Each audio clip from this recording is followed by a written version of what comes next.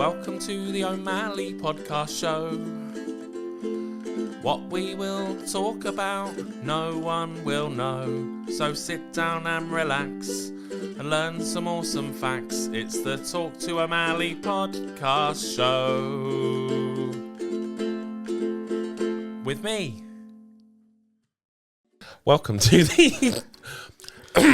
Welcome to the Talk to O'Malley podcast, where we chat to local businesses about what they do and how they've got into their job roles. So today I am joined by Emily Cole from Yellow Day Training. Hello. How are you? Really good, thank you. Awesome. Nice to have you here, finally. Thanks. You're a bit apprehensive, I know, to come on. I am a little bit nervous. This is the first time we've done anything like this. You've been on camera though, haven't you? I think you do TikToks, don't you? Ish.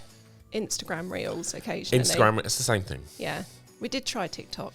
Did you? Yeah. Too many notifications, can't be bothered. That's a good thing though, if there's too many notifications, you need to get likes. Yeah, no, that's true. Yeah, but I get no likes on my own business TikTok. Do you even follow us on Instagram? No, I don't know. I might have to. I'm really bad on Instagram. That's one area where I am terrible. Yeah. Actually, on Instagram and Facebook.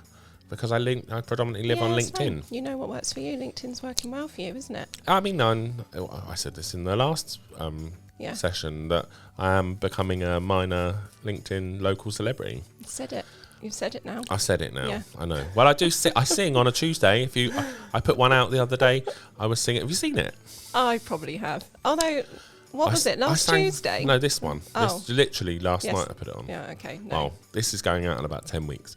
Okay. So, but if you look for it, so a little while I sang ago. From Now On. Did you? Yeah. Oh, that's nice. That's wholesome. Did you make it not wholesome? No, I made it entirely wholesome. I don't know what you're insinuating there, that I would not make something wholesome. Especially on LinkedIn. But the we'll get on to what Emily does in a minute, I promise. Yeah. But I've pushed myself out of my comfort zone. Right. Because believe it or not, I haven't always been quite an outgoing, out there sort of person. I'm just usually quite a quiet person, as you well know. Yeah. But I've pushed myself and I joined a group on Facebook called Uke to Bridge, where it's a singing competition and you playing competition where you enter a song every month. Oh. And the theme this month was Now or Never. So you had to pick a song with Now or Never in the title. Oh, nice. So I did From Now On, which I love singing. Yeah. It's a nice in the car. I don't think I've ever sung it in public. Okay. I'm too worried. Is it just Hugh Jackman that does that? It's Hugh Jackman who does the main bit. Okay. And then it's the cast who sing. Oh. And we will come back home. Oh, and yeah. We will come Is Zac back Efron? home. Is Zac Efron in that one? Zac Efron's in that, yeah. I don't think I've seen it properly, that film. Oh. I just know that song. Because when I karaoke those songs, I'm Zac Efron. Do you? Yeah. I think not I was. now on. I think if I was going to do Zac Efron, I would definitely be in High School Musical. Yes. Yeah. I mean, I love High School Musical. So do I. Yeah. I'm not a 15-year-old girl, I don't think. Neither am I. I was. I might be. I might be inside. I'm not going there. Oh, but God. welcome, Yeah, Emily. thank you. Thanks for having me. So I mean, like people do know who you are on LinkedIn and the other things. Some people do. But for the people that don't, tell us who you are, what you do, how you make people's lives better, and introduce yourself. Sell yourself to that camera there. Oh, to that, right, straight to the camera. Yeah. No, you can talk to me. No, I'll talk to you. It's much easier. I'm Emily Cole. I'm director at Yellow Day Training. So we are a training provider that works with big businesses, small businesses, public sector organisations, and we basically help organisations make their staff better. So kind of personal development, leadership development, project management skills, IT skills. We've got a team of expert trainers who go around either virtually or in person to develop staff and kind of pass their expertise on.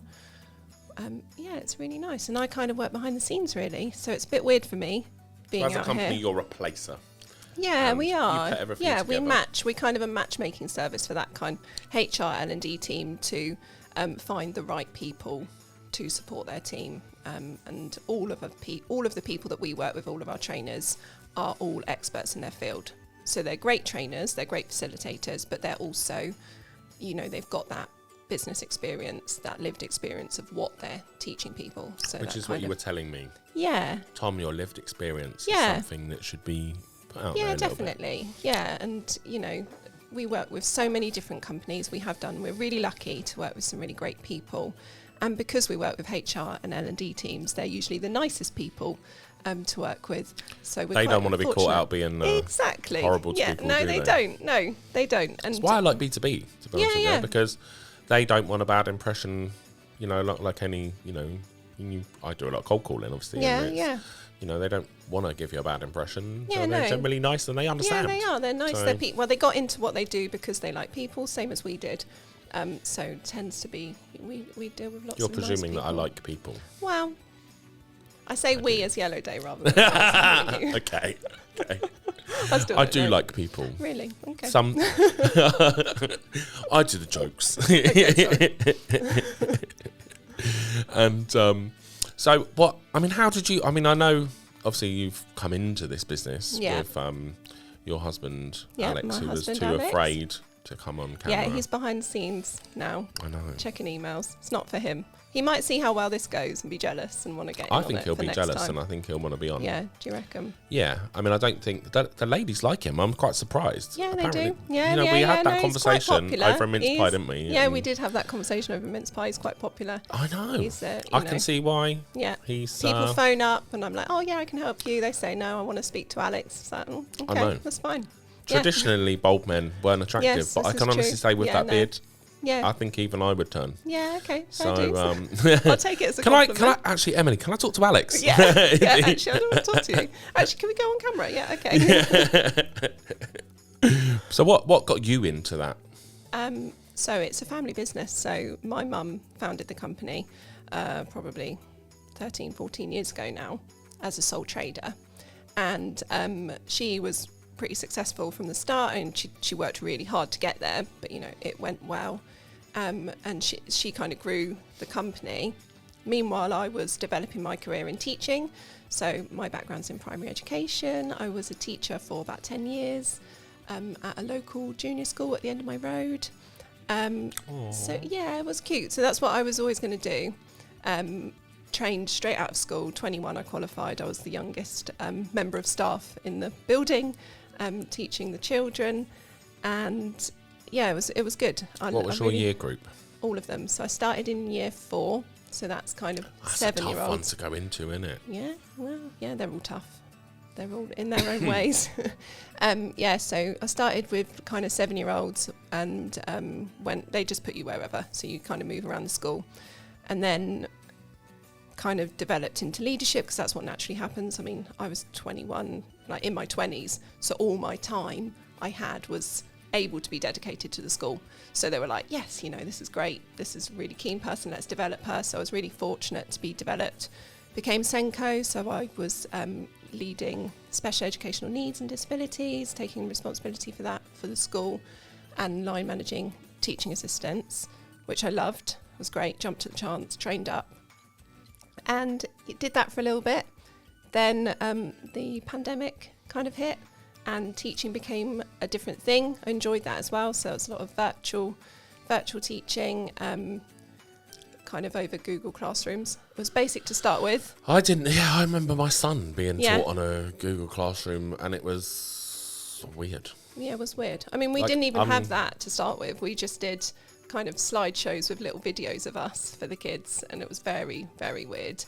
But It was very odd times. I mean, Yeah. I try and put it to the back of my memory now, but Yeah. I mean, yeah, it was crazy. Yeah, and we, right in those early days, we were going into school to support key worker children, because they were obviously, their parents were still out and about working in of course, NHS or whatever, and so their children came into school. So we were told, come in for the day, do the teaching. I mean, teaching. It was more kind of a bit of like. Was it a bit of potato painting and? Well, yeah, it was a little bit. It was very sunny, so that was nice. We It spent was a lot of lovely. time outside, yeah, but and it was just a lot of like, we were trying to, because obviously the kids are worried and scared, and nobody knew what was going on, so it's very kind of soft touch and a lot of kind of social stuff rather than. Well, there's a lot of actual people talking about death, isn't there, all the Yeah, time? exactly. Yeah, Don't so know. we'd go in for the day, and they'd say, right, when you finish for the day, when you walk in your front door, you've got to take all your clothes off, your shoes and everything, put it in the washing machine, and get in the shower and wash. Like, that's the level of, you've like contaminated yourself or whatever. Sounds horrible, It doesn't was it? weird. It was so weird. So I mean, we talk about yeah. the impact. I mean, obviously, I'm guessing Yeah. you're going to get onto it, but we Yeah. talk about the impact on kids, Yeah. like through COVID, and for a lot of people, and I think less so in like younger children, but Yeah. more so in older children, where they basically skipped a year, and for uni people, Oh my gosh, where they yeah. skipped a year Yeah. and they've lost that sort of key bit of development. Yeah, but they did. no one talks about what happens to teachers. I mean, Yeah. I'm guessing you left after Well, COVID. yeah, sort of. It kind of happened You said like the job naturally. changed, so- It did, yeah. It changed. The environment changed. It was really challenging actually because as a school beforehand we were a massive team, and then and this kind of links to why I got into L&D stuff really, is we kind of separated a little bit because the teachers were the ones who could deliver the teaching, so we were the ones that were at home going on Google Classrooms delivering that teaching. The TA, the teaching assistant team, kind of had to be the front line almost and kind of go out and about and check that everybody's okay. And it felt like a kind of unfair balance at that point. We made, we took steps to address that, but it kind of, that team, that family that we were beforehand, it kind of felt a little bit disjointed after that. And it was a challenge for me because I was line managing the other, half of the staff, the support staff, and trying to then come back into the workplace was really challenging. I did enjoy it, but I think I was at a stage in my life in which I'd realised, right, I don't want to dedicate all of my time to this now because I don't know. I think it changed a lot of people's opinion Yeah. on what life was. Yeah, definitely. Not, and also not like because you're facing death. 'Cause, Yeah.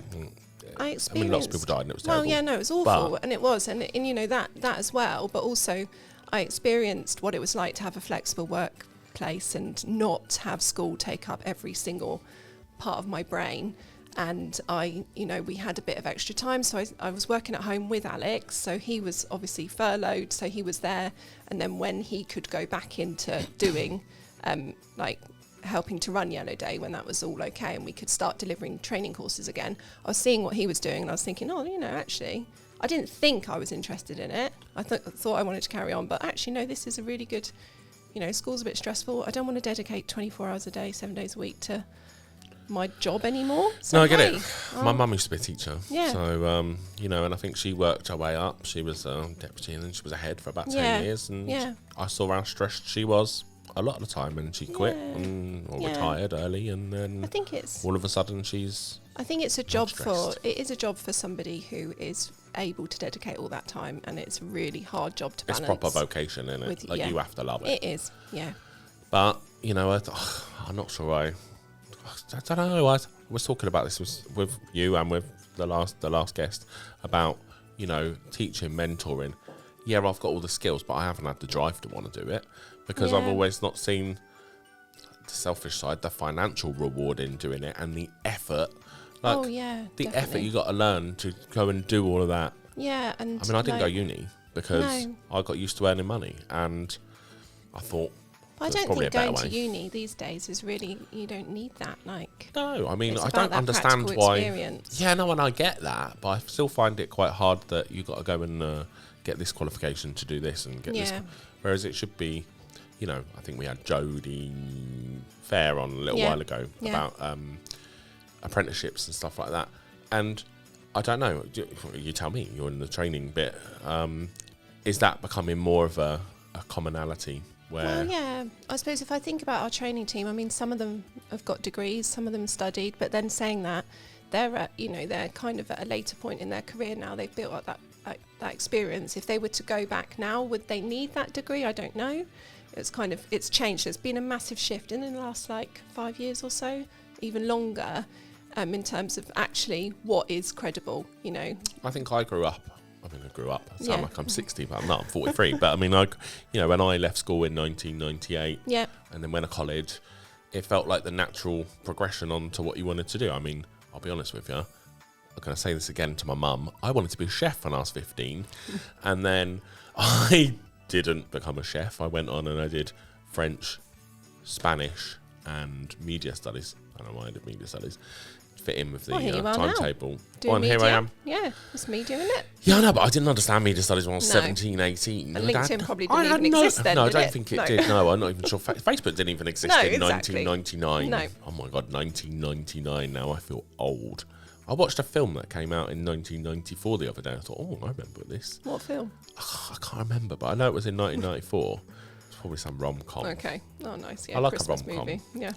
I don't think it was a Christmas one. Oh, okay. Although, if I was going to go Christmas movies, it's the Netflix one, you know, the Christmas Prince. No, don't know. It's got Vanessa Hudgens in it, I think. Oh, I know. Back to High School Musical. Back to full High School circle. Musical, yeah, I know. But I do like a cheesy... Yeah. I didn't actually watch any this year, but Oh, you know, that's by the okay. by. Totally segue. Anyway, yeah. This is the whole point of a podcast. And though. also that this is definitely not Christmas anymore. No, I know. And when this goes out, this is going to be Yeah. March. Yeah. So it'll be nearly Easter. I don't know if there's any Easter films on. Hop. Hop. That's the only one that comes to mind, isn't it? With It's about film. an Easter bunny on Easter Yeah, Island, it's right? weird. Yeah. Yeah, no, it's a bit weird. Yeah. But I get the natural progression. Anyway, what were we talking about? We were Getting talking degrees. about getting degrees, yeah. So I didn't get a degree, No. but it felt like that's what you had to do, was get a degree. Whereas Yeah. didn't follow what I wanted to do. But I mean, actually, the practical side, it's horses for courses. But Yeah. do you see a lot of people change? So obviously, you're training new Yeah, people going into definitely. new business. Are they changing a career and then? Yeah, I think so. I mean, there's two sides to it, and like our trainers that we send out, obviously, it's like some of them have got degrees, but I don't think so. When we match a trainer with a customer, we'll send over a profile of like all about them, kind of to introduce them. We'll set up a meeting as well. But you know, on that profile, it does say, oh yeah, they've got this qualification. But I don't think that's the bit that is important. And I think when they're delivering training, it's all about that credibility, that experience. Actually, right, you're coming at me with this theory or this idea, or this opinion even. It doesn't have to be theory. It doesn't have to be anything. It's from their experience. So as long as they've got that evidence to back it up, which they tend to, you know, that's why they do what they do, because they've got that. And you want to send the right person out that's going to give you the right. You do. Yeah, right you want. I feedback. mean, if you're sitting in a training course and you're sitting there and somebody's trying to tell you the best way of doing something, either that you do or you have got to do, if they don't have that experience, if they don't know what it's like to be you in your role, then you're not going to believe a word they say. You're just going to say, well, who's this coming in and telling me how to do my I job? know. And I think that's, A specialist rather yeah. than a generalist. Yeah, And definitely. I think that's, you know, like when we were talking about training, like, Yeah. I mean, we touched on like what I could do, because we had a little look at Yeah. like our businesses that time. Yeah, we and, did, yeah. And it was, I came out of that and I messaged Bev and I went, look where I've been. I Aw. said, now I'm thinking about doing this, like in Yeah. the future, once I've built my own business up. Will I go on a mentor? Will I go on and do training? But we talked about in depth. I think you were quite shocked at how much I knew about Myers-Briggs. Yeah. And because I do like a bit of psychology, I don't really scream and shout about it. But Yeah. actually, I just did it as a part-time thing for my own benefit. Yeah. And I like to be able to read people and work out how they're going to be. And, Yeah. you know, I like to know that. And I thought about doing that as a career before I went on my own doing this. Yeah. But like as a little sideline. But I thought, how do you get into Well, that? I know. But only through having that conversation with you that I thought, oh, actually, yeah, you can. Yeah, you can. Yeah, definitely. And I think it's, you know, that Myers-Briggs conversation, it was very clear that you have the passion and you are really, like, you actually enjoy it. So that's the first thing. It's Yeah. that this kind of role going into L&D, and particularly if you're picking that kind of specialist subject that you want to train in, that's what you want to do. That's what you enjoy, and that will come through again.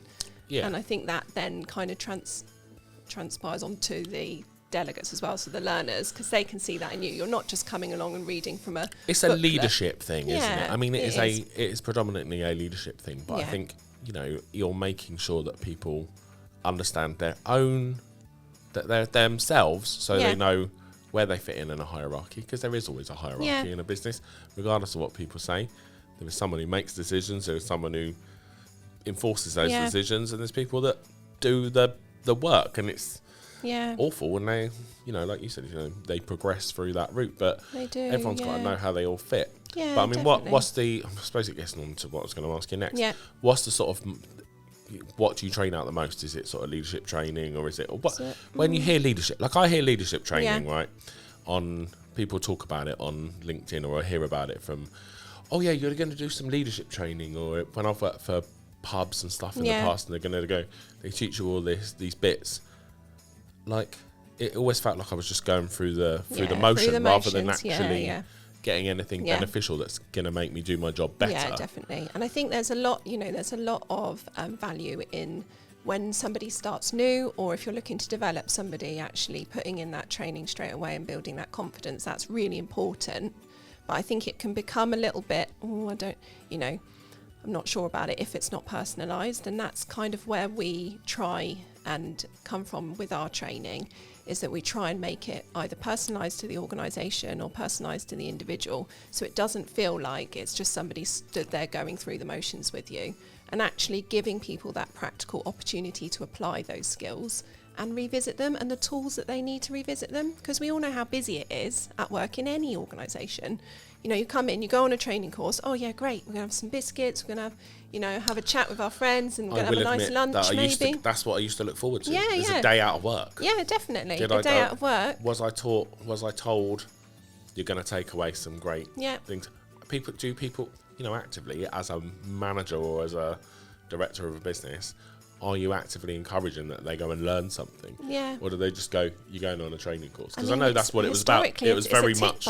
It's a tick box kind of thing. And that's what we're trying to stop from happening. So actually, there's nothing worse going on a training course, learning all of these things, even feeling inspired, and then getting back to work and it being busy and never having that opportunity to apply it.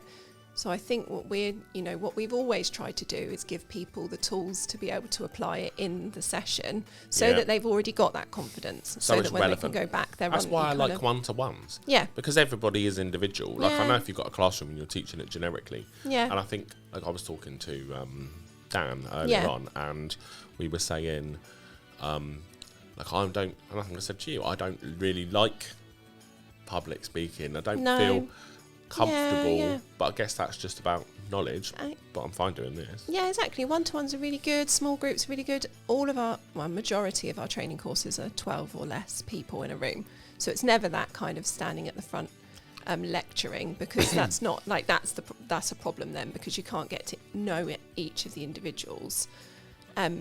So yeah, I'd say. Are people moving away from having internal trainers and keeping and externally sourcing it now? Because I know when I worked for a larger organisations, like I worked for the Co-op years ago, there was a proper management training schedule that you had to go through. When I was 21, 22, and I found it quite useful, but I was also 21 and I got a bit of power. And was that delivered by an internal person? I think so, yeah. Probably. Yeah. And there's still value in that. So obviously, if there's training that needs to be delivered by somebody that works for the organisation, that's really important. Like contextually, that's really important, like policies, procedures, stuff like that. But kind of what we try and do is we want to bring that expert in. And I think that's the value in bringing an external trainer in, is that you're bringing that experience that maybe... And it's specialist subjects. Yeah. Like I think we had the alcohol licence. Yeah. That would have been... I've still got an alcohol licence. Yeah.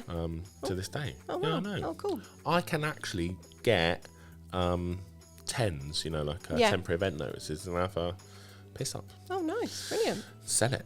Yeah. Just no, we can't have anyone underage. We don't do alcohol licence training, but maybe. No, but it's certainly an option. Yeah, but something like that, something that needs to be a specific thing, that's fine.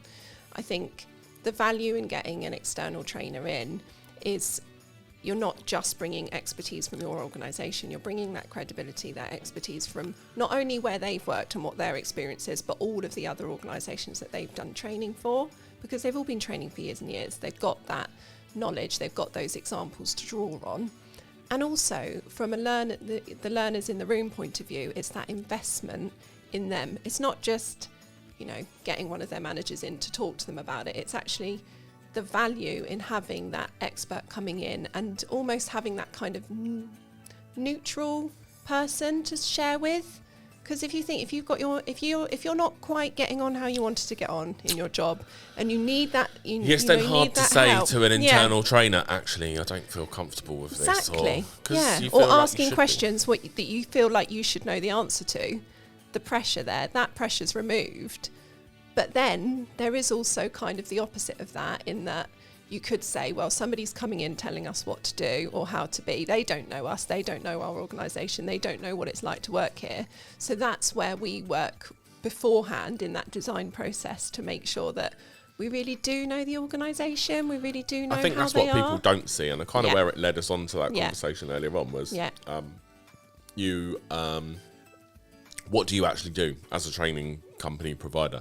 Yeah. You know, like you look, like the whole thing about it is you look and you go, people need a tick box exercising, don't they? It's like a fire safety or like a, you know, something else they've got to do. Insurance, we've got to tag off putting our life insurance for our business. We've got to tag off doing this. We've got to, is it a tick box exercise, or are people changing so they're looking for more bespoke? Yeah. But actually, do people understand what you actually do, like to behind the scenes, or do they just go, that's a training we should probably invest in? Yeah. Is there an element of sales on your part? There is a little bit. Of Yeah, no, we do.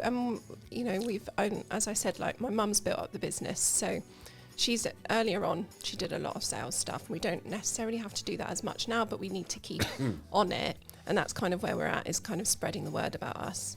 But the way that we work, like my job predominantly, so you said about matchmaking.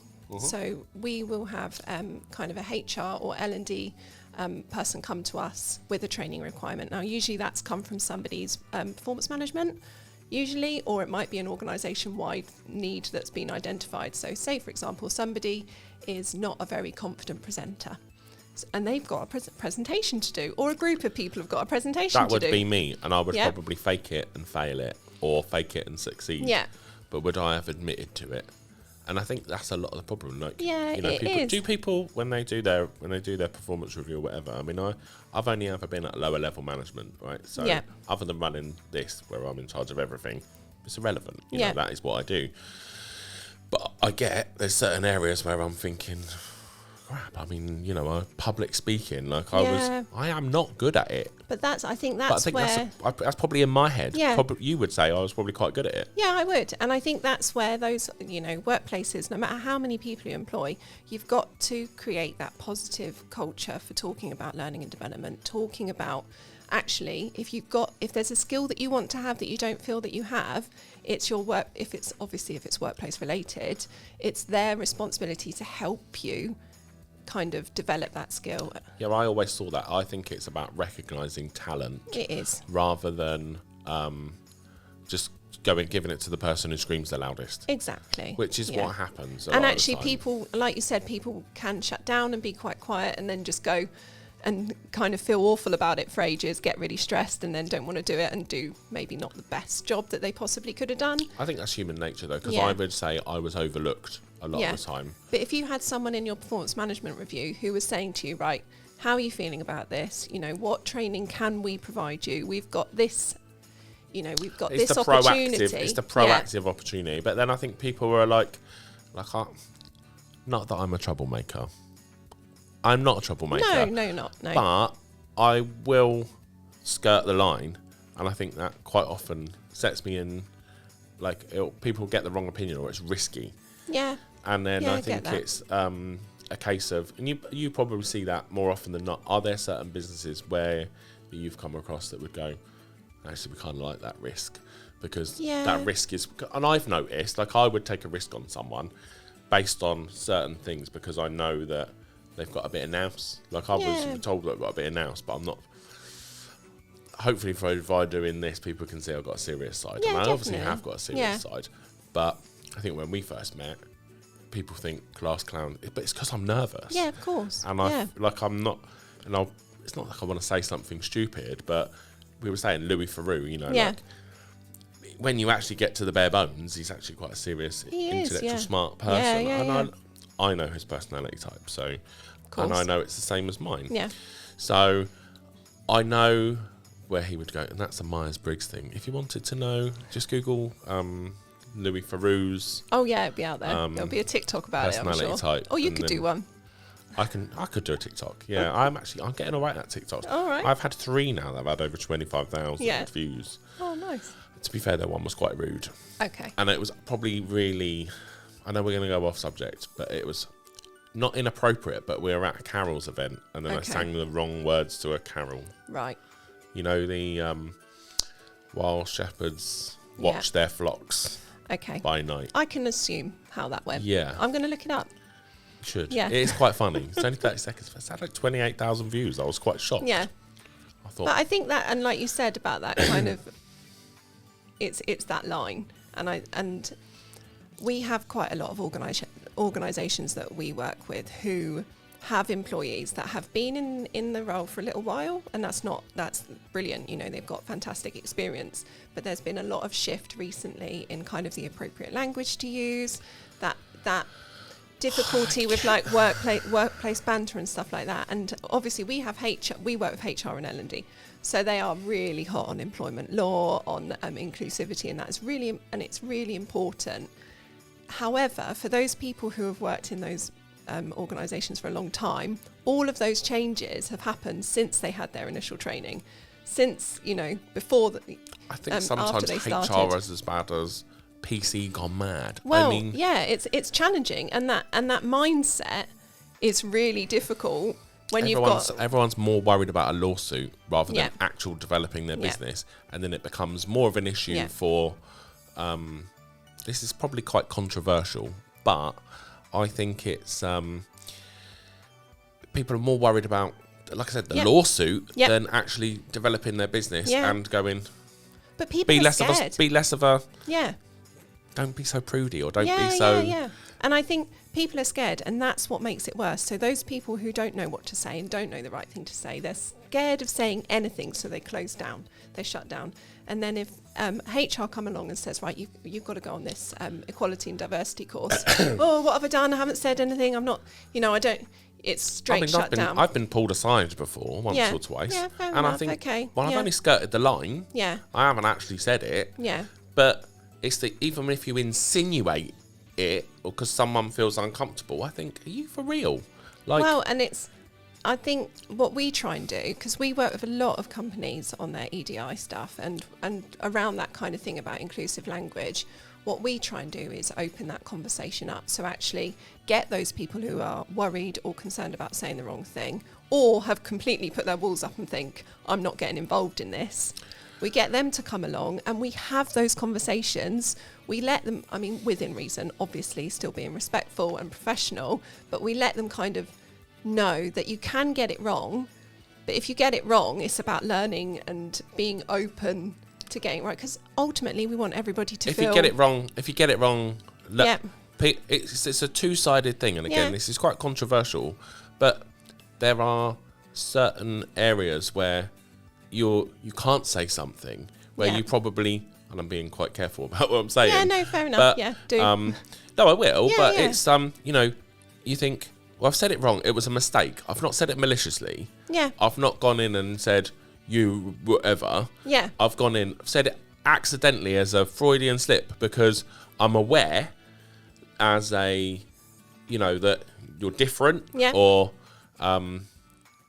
you don't have the lived experience that they have. no, and you've gone Yeah. in with a predetermined thing and you're going, I don't want to say that, I don't want to say that, I don't want to say Yeah. that. It's And like then you going, end up- don't look. I know. And then of course you're going to And look. then you shut down to those conversations. Exactly, And and then, you avoid, and I then mean- it excludes people even Yeah. more, and then they wonder what they've done, and then that gets their back up, and then they Yeah. end up with feeling that, and it's the whole. This does sound controversial. I don't mean it to sound No, it's controversial, okay, but it's not. Yeah, the it's- minority part is Yeah. then pushed where people go, oh, we can't have that person be offended. They're going to cause us. They could potentially cause us Yeah. problems, and it goes upper echelons in management, and you end up going.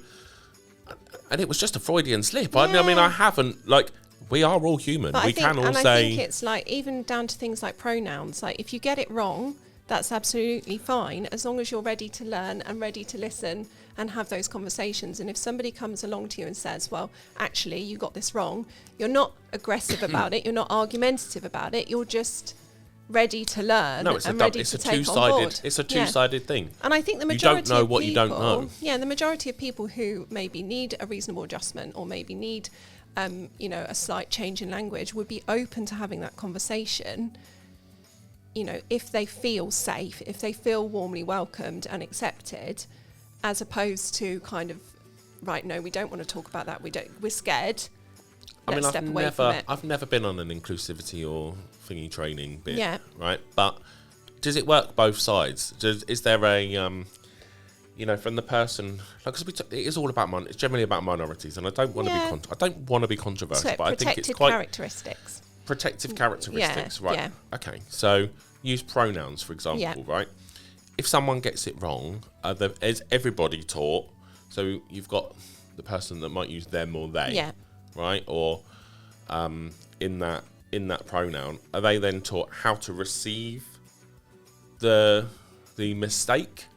I think I think it's about culture. So it's about, actually people get it wrong. No, my point is that people get it wrong. Yeah. So, but if you're getting it wrong on purpose, if I said, Emily, she's, and then you went, no, it's they. Yeah. Or, and you, let's face it, quite aggressive about it, or quite, is that taught? Because what I see is that, and again, I don't want to challenge that part, especially on here where it's looking like that, but like it is a point that actually, you feel it's as receiving if you it could as be. well. Yeah. Like if people, I just go, if someone called me Jim rather than Tom, I wouldn't really care. No. I'd be like, oh, whatever. And I think the thing, actually, it's Tom. The challenge is that anybody who maybe has been through that journey and has chosen particular pronouns or any kind of protected characteristic, they already have come up against quite a lot of negativity. Let's be honest. The culture's shifting, but it's not shifted completely, and everybody's experience different. So obviously,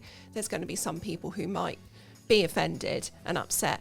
But I think if actually they are feeling more safe and welcome in their workplace culture, and like they can have those conversations, and like they can say to you, actually, I prefer this, then those conversations don't necessarily have to be as negative. And I think if they see it's a speak up, but be polite about it. And like there's people who honestly make mistakes, don't they? I mean, exactly. And if they see their organisation investing in that inclusive language training or that EDI training, or updating their policies, or getting specialists in to work with everybody, not just the people that are getting it wrong, but everybody as a whole workforce, then they will think, oh, well, that's fine. And it's the same with things like mental health as well. If anybody's going through a mental health challenge in their life, poor mental health, whatever's going on, if they see their workplace investing in that, training mental health first aiders, doing mental health awareness for managers, then they will feel as if they can have those conversations. It's all down to that culture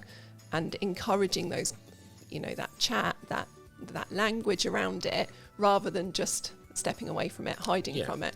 And again, if I was to train out Myers-Briggs, as I was going to do that, there would be certain personality types that would be much better at it than others. Yeah, definitely. Like, you wouldn't necessarily pick an ISTJ to deliver mental health training. Well, exactly. Because they are facts driven. Not saying they're not nice. Most of them are very nice. But there's, people look at things from a totally different point of view.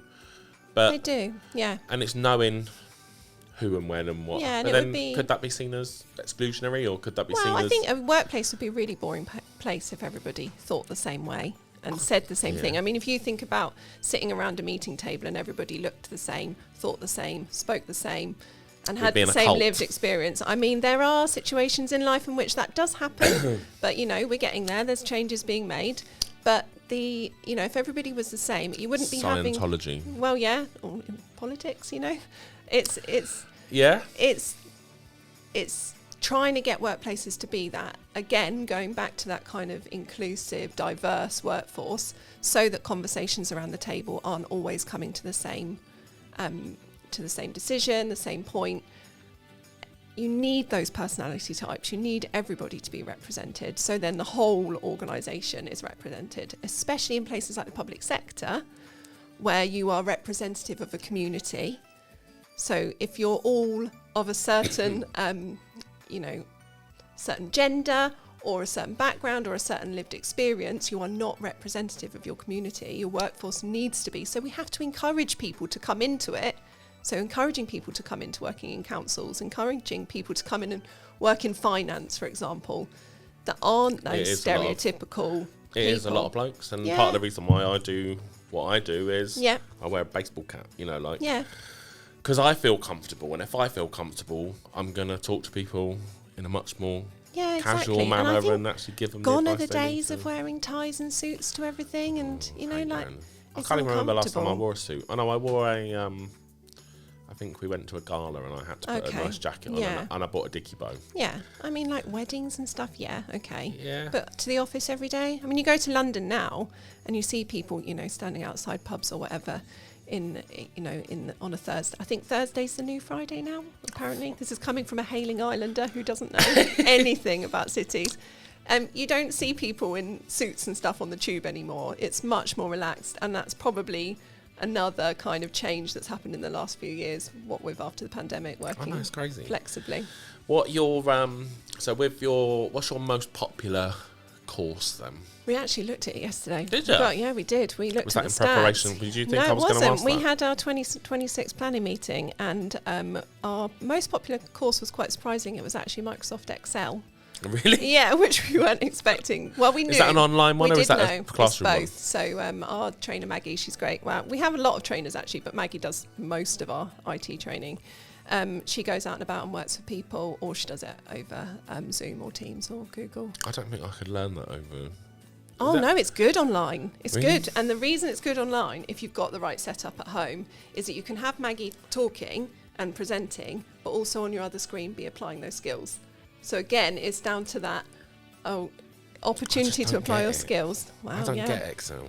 I've never understood it. You should come to our webinar at the end of January. I did one session on it when I was 18, I think. And then it wasn't really relevant to what I was doing. Why was I going to need a spreadsheet for anything else? Yeah, and if it's not relevant, then there's no point in learning it. But if you are using it, it's very, like people do. Maybe you don't, but people do. What's your second most popular one then? The second most popular, off the top of my head, I think was. You can lie. No, you can make it up. I'm not going to make it up. I'm trying to remember what it was. Oh, it was preventing sexual harassment. Oh, really? Yeah. Well, it's diverse, isn't it? So from Excel to preventing sexual harassment, but that's because last year new legislation came into place that people had to have kind of tailored training around it. So that was really important. So we worked with a lot of particularly public sector organisations doing that. And then after that, I think it was project management. So it's very diverse. It is diverse. Yeah. And for people looking to look to you for their training service providing, what message would you give those people as to why they should come to you? I think the good thing about us as Yellow Day is that going back to that, getting to know that organisation again. So we are not going to come in with an off-the-shelf course. We can if you want, if that's what you need, but it's not often what people need. We're going to get to know the organisation. We're going to get to know policies and procedures. We're going to get to know what the staff actually need. So a lot of our trainers want to know about those those performance management meetings. They want to know, right, what isn't quite right and how are we going to make it better. They want to get to know those individual delegates and kind of deliver a message alongside an organisation rather than just coming in and saying, I know best, this is the way to do it. Working with them to kind of create a training course. We call them training courses. I don't quite like that. I prefer kind of workshop sessions because it isn't sit here and listen.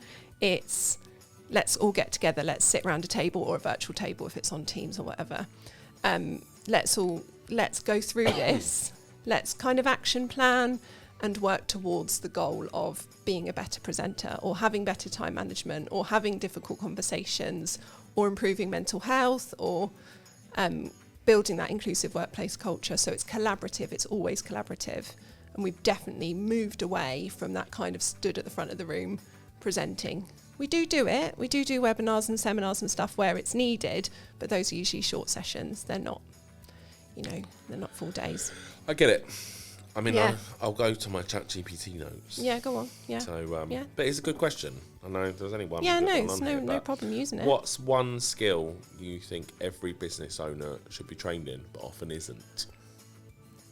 Probably, well, business owner, I'd Or say like like any- your managers, your leadership, yeah. leadership. So the people that are doing that leadership, doing that kind of line management, I think it's really important that if they're identifying a need in their colleague, a training need, that they are also investing in that training need for themselves as well. So actually turning around and saying, right, for example, the inclusive stuff, right, you need to go on a course about neurodiversity. Well, actually, that's not just something to give to a team or to an individual. It's something that you need to invest in for yourself as well. And we can do that. We can do a kind of manager style session and then a more geared towards kind of all staff session as well. And I think that's what's important, is actually showing your team, not necessarily being on the same course as them, because that might mean they might not feel that they can open up or maybe feel a little bit watched. But actually showing them that you're not just telling them you've got to go on this course, but also you are. It's that shared lived experience. It is, so and like modelling Ruth, it. my partner, I think works for the NHS. Yeah. She's been doing, I forget what the word's called, but it's like a mentoring type thing Yeah. where she's been in the role for 30 years. Yeah. She's going to be delivering what it's like to be in that role. Yeah. Why? Because she's works in biomedical science. So if you've got like leukemia, she'll be able to pick Okay. out, Yeah. you know, all those bits and look down the microscope. They don't just take blood. Yeah. And then they'll look at all your different blood types, etc. But it's a very in-depth job, and there's a lot of training involved in that. You've got to have a degree, you've got to have like all these things. Yeah. One of the jobs where you have generally got to have a degree because it's so much knowledge. But going into the job, you know, like it is hard. So if you've got someone by your side, and this is what I'm guessing what you're saying is, I'll remember the word later and I'll put it in the comments. Okay. But it's having that person who's by side of you, Yeah. who can guide you through it. So they're living your lived experience, and that's what running a business is all about. Yeah, it Ultimately, is. you are passing on a legacy. Yeah, you are. And ultimately, we are all Yeah. in to make money. I mean, we're all in it to make a living and build out what we can Yeah. do. And if you get it right, you do very well at it. Yeah. And I think that's nailing it and having that common goal. Yeah, and I think investing in your staff and investing in individuals and groups and teams and at all levels is really important, because it's not just about growing your business, it's growing your people. And if they get up and think, oh, actually, I'm really good at this, I'm going to go and do that, that isn't something to say, oh, I've upskilled that person and then they've left. It's something to celebrate, actually. Yeah. Look at them, they worked here, they did really well, and they've moved on to some other role that's better for them. You know, that's I would say something to take more celebrate. risks. I mean, I Yeah. think back in the day, investors in people was a big thing. It's Yeah. not, I don't see it so much these days. No. But I think it's one of those things that probably is going to come back. Yeah, it Because- is. And I think people who feel supported, especially in places where maybe you're not working in an office every day, you're not seeing people every day and you're working hybrid or remotely, I think knowing that your managers, your line manager or your organisation as a whole is investing in you makes you feel wanted, makes you think, oh, this is great, you know, this is a good opportunity for me. I'm not just sitting here waiting. And do unsupported. people like individuals as well? Yeah. And it's important. I think it definitely. is changing a lot. Yeah. You know, where you see the organisation, but actually there's the individual within that organisation. Yeah. And in this day and age, that's what you need. And I think the culture will change. And I think probably as your role within that is to, you know, what's the right word? Help that change along with people. Yeah, it is. Yeah, I do So- a little bit of training myself, but not a lot. What training do you do? I do a bit of neurodiversity training, so Do you? Yeah, and that's kind of coming from my background in education and working with Where you SEND Senko, yeah. children. Yeah, so I saw all the good things that were happening in schools to help children stay in school, do well, and get the qualifications that they needed to get. And I then moved into this kind of corporate environment, seeing adults in the workplace. Doing exactly the same behaviours as a 5-year-old. Yeah, well, not necessarily the same behaviours, but needing similar reasonable adjustments or needing things to be put in place. So coming from school where you're really supported and everybody knows and understands that development. It's that to word moving into- discipline, isn't Yeah, it? I think that word has got so many negative connotations. Yeah. Whereas actually it just means that you have self-discipline. Yeah. And you have, it's teaching people how to have that bit of self-discipline. I mean, I'm going to give my partner some Yeah. kudos, Yeah. my self-discipline did take a big downturn because I just got lazy Yeah. and I got complacent. But whose fault is that? When I was working for someone, probably a bit of theirs and a bit of mine. Yeah, and But- but there's things that if you are a certain way and you go into an organisation and they're a certain way and you're thinking completely differently, like, so if you are neurodiverse and they're, you know, maybe not aware of the things that they can do to bring the best out of you, then they won't do it, and then, you know, you'll end up not wanting people to work leaving. there anymore. Exactly. My performance went down, and I think I was made redundant. Actually, but it's not because there were other reasons, but I mean, it's a case whereas if they'd listened, like, I had literally come up with some ideas, and they got not sort of poo-pooed. Now I'm doing them myself, and they're actually relatively successful. Yeah. So if they'd have taken a chance, then that's how it is. But then I guess from my own problem, that self-discipline wasn't there, where I was. Yeah, it's a bit of both, isn't it? It's how open they are to different thinking styles and different ways of working, and it comes back down to that table of people. If everybody's thinking the same, it's boring. I think people should just take more risks. Yeah. Personally, I think people should take more risks and learn how to. You know, I don't come from a comedy background, but obviously I do a little bit of comedy on the side, and it's a little bit edgy. But at the end of the day, people expect to be offended, I think, at times, or, you know, it's just, and really, you're entitled to be offended. Yeah. I'm not doing it maliciously. That's the difference. No, it's about understanding people and knowing that not everybody's the same as you, and wanting the best out of people, because it's expensive to get rid of someone. Yeah. It's dangerous and expensive to get rid of someone. It's expensive to hire someone in the first place, and it's a massive investment in time, money, effort to recruit somebody. If you're recruiting somebody that's not right for the role, then, you know, you're already kind of like setting yourself up to fail, but you're also setting them up to fail. And it's about thinking, right, what do we actually need? Does this person need to be a carbon copy of the person they're sat next to on the desk? Or do they need to have these skills and bring this to the table? And, you know, getting people to Depends be open. what environment it is. Yeah, I would say in does. sales, you want a lot of. Yeah, you do. Yeah. You want. I can't even think. Someone said to me once, if I could copy you 10 times, I would do that. But that's when I had good self-discipline. But, fair enough. Yeah. No, and I am. But those like technical skills, skills, you know, how many times you see a job advert for technical skills that says, all right, you need to do this, this, this, and this. Oh, and you need to be a team player, and you know, those buzzwords that people use, kind of fit in with the office atmosphere and stuff like that. Well, somebody who's neurodiverse, who can do all of that technical stuff really, really well, will see great social skills and think, I don't have those. I can't do this job. And do they need that to do that specific job? To do that job, yeah, I know. Well, there was a case a little while ago, wasn't there, where they had to, it was probably 15, 20 years ago now, but they would, you could get done for a job advert. Oh, yeah, and it's crazy, and you think, they are just Freudian slips. I think people just, it's that inexperience of doing it. But I think and sometimes that unconscious bias that people bring as well. Oh, you know, well, they're not like me. Or I've never met anyone like them. Quite crippling in some things. It's difficult to understand sometimes. It is. Yeah. I mean, on that bombshell, we should probably end there before I get myself into more trouble, because that's what will happen. I can guarantee it. I am nice and I am caring, and I really do, you know, not do anything. There's actual begging going on there. I don't do anything. If I don't do anything maliciously, I think people you connect people together. It's really good. Like even today, like coming here, we've met your health and safety friend who's coming on after me in the foyer. I actually made him walk up 2 flights of stairs, which he wasn't happy about. I would have gone on the lift. Yeah, well, we didn't really appreciate what second floor meant, so we were huffing and puffing as we got upstairs. But you know, he's great. We've been chatting. I've left Alex out there with him, so he's probably done a bit of networking now. Thanks for that. Yeah, well, I hope so. I think you need to do some little bits in there, but yeah, if you want to connect with Emily, where can we find you? We're on LinkedIn, Instagram, Facebook, but mainly LinkedIn. So connect with me, and then you'll see Yellow Day Training as well. It's Emily probably Cole. Alex Cole. He's the pretty one. See, I shouldn't say that. See, look, and people There's go, 4 of us. There's 4. I want to speak to Alex. See, and all those people that are coming to you for the diversity training. Emily Cole, Alex Cole, and then Heather Slade and Isabel Slade as well. So if you see us around, usually accompanied with some kind of yellow.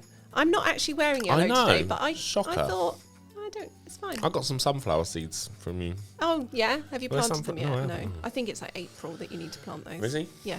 You gave them out in September. Yeah. No, November. I think it was November. Yellow. It's yellow. It is and yellow. it's good for the environment. And I'm pink. Yeah. Pink to make the boys wink. So you can't even say that, can you? You can't say that. Pink to make the boys wink. No, I don't know. I don't know. The I've only said it. saying I know about yellow, probably can't say either. So I don't think there's anything. I know there probably is. yeah, My mind's jumped. No, if it's yellow, let it mellow. yeah, that's what comes to my mind. What's the other part of that? I think you should say the other part of that. No, I'm not going to say it. because we're just all If about you know yellow. what the next part of that is, like and subscribe and put it in the comments. Yeah, could That's do. quite a good thing to what do. A lovely But way to finish. I know. So yeah, thanks again, Emily, for coming in. It's been a great chat. It has. When are we having our High School Musical watching party? High School Musical? You could themed networking What's events. the High School Musical song? Which one do you want to sing on the outro? Do you want to do soaring, flying, or do you want to do? I can't remember the words. We're soaring, flying. There's not a star in Heaven that I can reach. we can't reach. Oh, we can't reach. Yeah. Sorry. Yeah, we're flying. Yeah, we're breaking free. Ooh. There you go. There you go. You get a little bit of You're singing from us. welcome. Yeah. I think that could be a new career for us. No. No. Thank you. We'll cut it right there. Yeah. Right there.